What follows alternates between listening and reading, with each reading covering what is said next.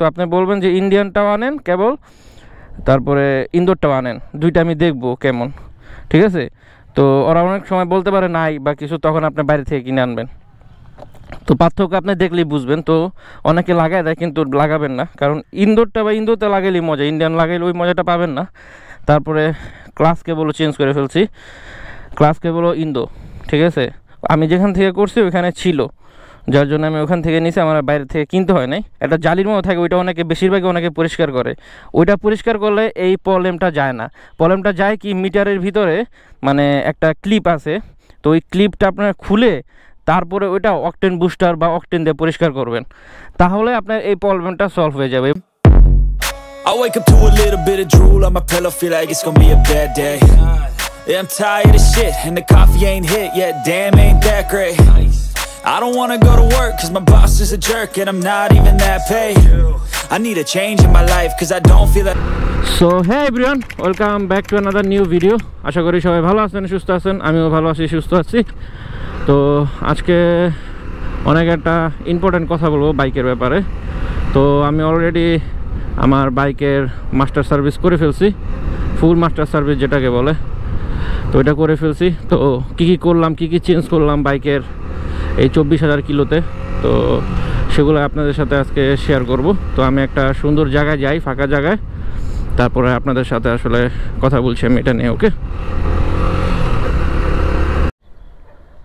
তো চলে আসলাম একটা সুন্দর জায়গায়, তো যেটা নিয়ে এসে কথা বলবো বাইকের মাস্টার সার্ভিস। তো আমি কি চেঞ্জ করলাম এই 24,000 কিলোতে এসে।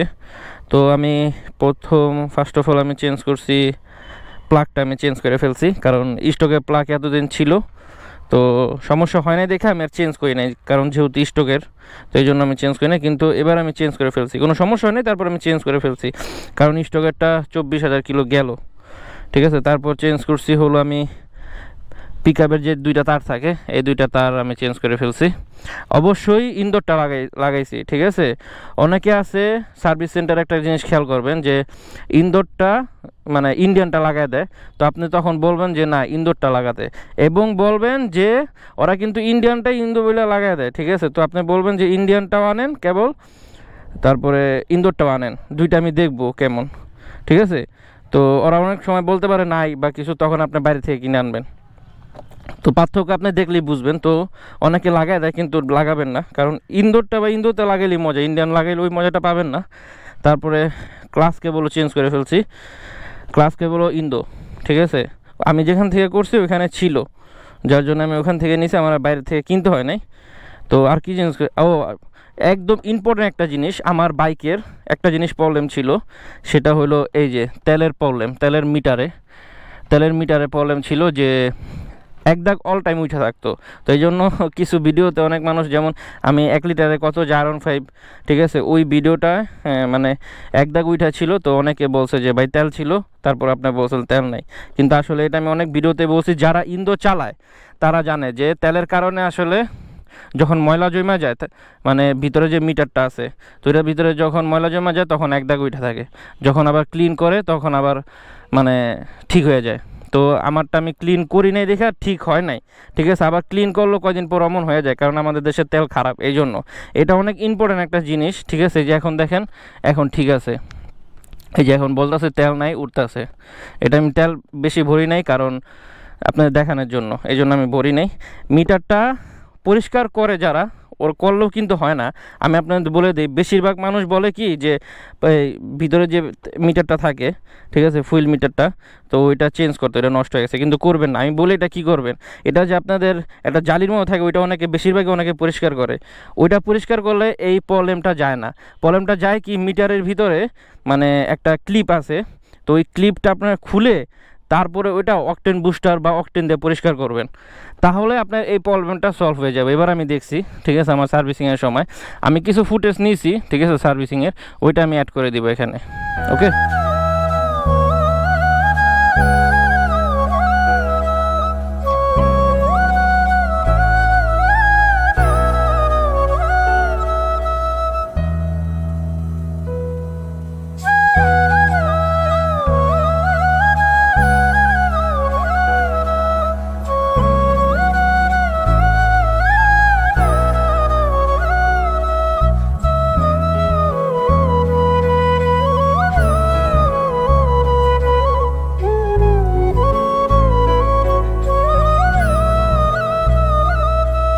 তারপর আর কি চেঞ্জ করছি, আপাতত আমার বাইকের আর কোনো চেঞ্জ করা লাগে নাই, ফুল সার্ভিসিং দিছি।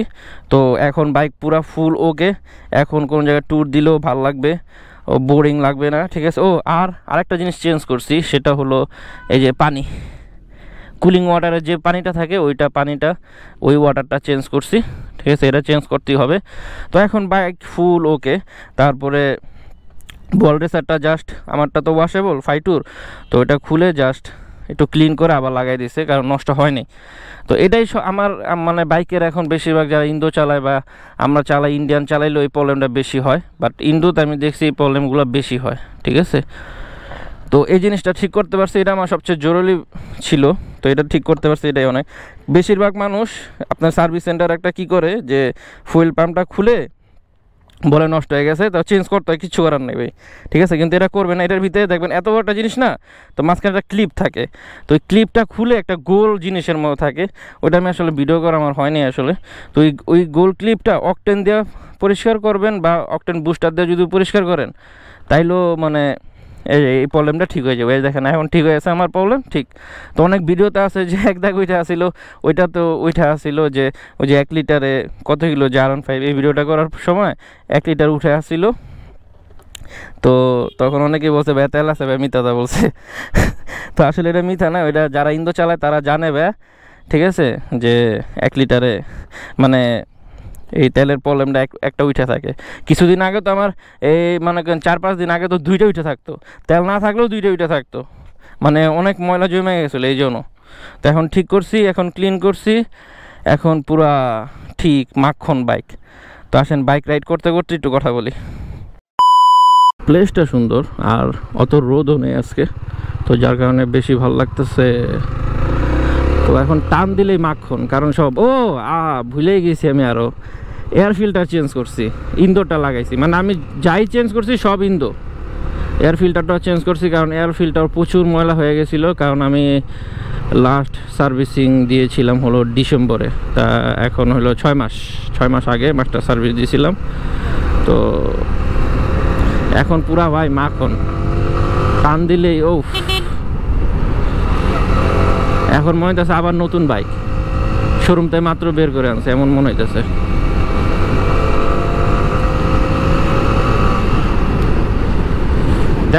তেল ভরতে হবে। আমি আপনাদের দেখানোর জন্য আসলে তেলটা ভরি নাই, কারণ আগে 1 দাগ উঠে থাকতো, এখন আসলে যে লাফাচ্ছে তার মানে তেল নাই। 1 লিটারের কম থাকলে মেবি লাফায়, 1 লিটারের কম থাকলে। এখন কত লিটার আছে সেটা তো বলতে পারতেছি না। আচ্ছা যাই হোক, এটা ঠিক করতে পারছি। এটা অনেক মেজর একটা প্রবলেম ছিল আমার জন্য, কারণ যে কোনো জায়গায় যে কোনো প্রবলেম পড়তে পারতাম এই তেলের জন্য, কারণ কতটুকু তেল আছে এটা আসলে ওইভাবে বোঝা যাইতো না। তো এয়ার ফিল্টারটা চেঞ্জ করার কারণে অনেক মানে বাইক মানে স্মুথ লাগতেছে, সব কিছুই ক্লিন করা হয়েছে, তো আবার আগের মতো নতুন। তো এই তো একটা কথা, যখন সার্ভিসিং করবেন একটা বাইক, তখন আপনারা নিজেরা থাকার চেষ্টা করবেন, ঠিক আছে, না হলে কিন্তু অনেক 2 নাম্বারই হয়। সব জায়গায় ভাই ভালো খারাপ থাকে, ঠিক আছে, সবাই খারাপ না আর সবাই ভালোই না, ম্যাক্সিমাম ভাই এই মানে এই ক্ষেত্রে আসলে 2 নাম্বারই হয়। তো চেষ্টা করবেন যে আপনি না থাকতে পারলেও এমন কেউ রেখে যাবেন যে বাইকের সম্বন্ধে বুঝে, কি লাগাচ্ছে বুঝে, কারণ একটা ভিতরে একটা কিছু লাগায় ফেললে, তো যেমন আমার প্লাগটা লাগাইছে, ঠিক আছে, আমার স্টকে যে প্লাগটা ছিল ওটাতে কিন্তু কোনো প্রবলেম ছিল না। তো যদি না লাগিয়ে ক্লিন করে, ঠিক আছে, তো যদি বলতো যে লাগাই ফেলছি, আমি কি আবার কিট খুলে আবার চেক করতাম যে লাগাইছে নাকি না। তো এগুলো আমি সবসময় আমার সার্ভিসিংয়ের সময়, মানে বাইক সার্ভিসিংয়ের সময় সবসময় আমি সামনে থাকি, একদম সামনাসামনি থাকি। যে কাজ করে ওনার পিস থাকি, হয়তো বা উনিও ডিস্টার্ব ফিল করে যে পিস, তারপর আমি থাকি, কারণ নিজের জিনিস ভাই নিজের দেখেই সব করতে হয়, ঠিক আছে। ওদের বাইক না যে ওরা আপনাদের সুন্দর মতো করে দিবে, ওরা টাকাটা নিবে জাস্ট, ঠিক আছে। তো আপনি যেহেতু টাকা দিয়ে সার্ভিসিং করতেছেন, তো ভালো মতোই করবেন, ঠিক আছে। ওরা মনে করেন, আমি সব দেখি যখন বাইকটা খুলে বা ফিটিং করে, তখন আমি দেখি যে কোন নাটটা লাগাইছে কোন নাটটা লাগায় না। অনেক সময় হয় কি নাটও লাগায় না আসলে, ঠিক আছে। মনে করেন যদি পড়ে যায় খুলতে গিয়ে কোনো জায়গায়, তখন দেখা যায় নাটও লাগায় না, লাগানোর ওরা প্রয়োজন মনে করে না, ঠিক আছে, সামনাসামনি যখন থাকি তখন ঠিকই লাগাই দেয়, ঠিক আছে। ও খালি ভুলে যায়, বুঝছেন। আমার আরেকটা জিনিসও চেঞ্জ করতে হয়েছে, সেটা হলো সামনের যে ছোট চেন স্পোর্টটা থাকে ওইটা চেঞ্জ করতে হয়েছে। পুরো সেট চেঞ্জ করতে হয় নাই, বাট বলে দিছে যে সামনের বার যখন মাস্টার সার্ভিস করবেন তখন চেনের ফুল সেট চেঞ্জ করা লাগবে, কারণ দাঁতগুলো নষ্ট হইতেছে বড়টার। তো এখন নষ্ট হয় নাই, ঠিক আছে, বাট নেক্সটে যেটা তখন চেঞ্জ করে দিবে। তো এই কাজ করছি, এখন আর কোনো কাজ নেই আমার বাইকের, কারণ বাইক মাস্টার সার্ভিস করা লাগে, না হলে একটা বাইক আপনি সুন্দর মতো চালাতে পারবেন না। তো খরচ অবশ্যই করতে হবে, একটা জিনিস যদি ইউজ করেন তাহলে অবশ্যই আপনার খরচগুলো সেভাবেই করতে হবে।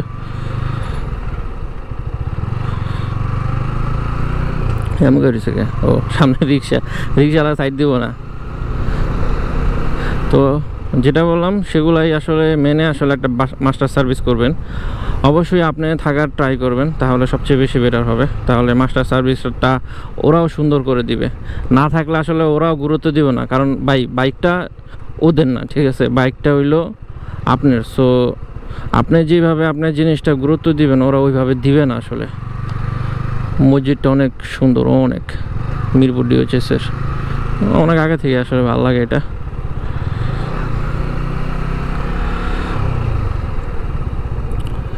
তো এগুলো আসলে মাথায় রেখেই তারপরে একটা বাইকের সার্ভিস করতে যাবেন।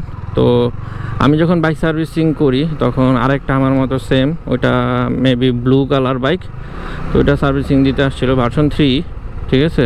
তো উনি সার্ভিসিং দিতে গিয়ে চলে গেছে, ঠিক আছে।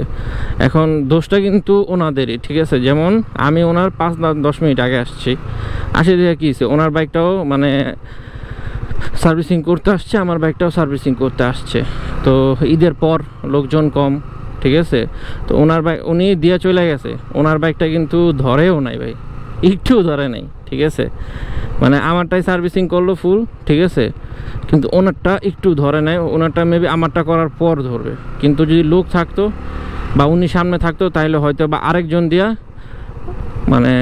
দিয়ে আসলে কাজটা করাতো কিন্তু, ঠিক আছে। তো ওইভাবে আসলে ইম্পর্টেন্ট দেয় না সামনে না থাকলে, ঠিক আছে। তো এটা যারা সার্ভিসিং করে তারা অবশ্যই জানে, যারা না জানে আমার ভিডিওর মাধ্যমে আমি বলে দিলাম। আর এই তো, আর তো কিছু বলার নাই। তাহলে আজকের ভিডিওটি আমি এখানে শেষ করে দিয়ে যাচ্ছি। যদি আজকের ভিডিওর কোনো পার্ট আপনাদের ভালো লেগে থাকে তাহলে অবশ্যই একটি লাইক করে দিবেন, এবং চ্যানেল নতুন হয়ে থাকলে অবশ্যই সাবস্ক্রাইবটি করে দিন। আর যারা ফেসবুক পেজ থেকে ভিডিওটি দেখবেন তারা অবশ্যই ফেসবুক পেজটি ফলো করে দিন, আর চাইলে শেয়ারও করে দিতে পারেন ভিডিওটি, যাতে আপনার মাধ্যমে আরও মানুষ জানতে পারে এই ইম্পর্টেন্ট জিনিসগুলো। তো আজকের মতো এখানে বিদায়। আসসালামু আলাইকুম, টাটা।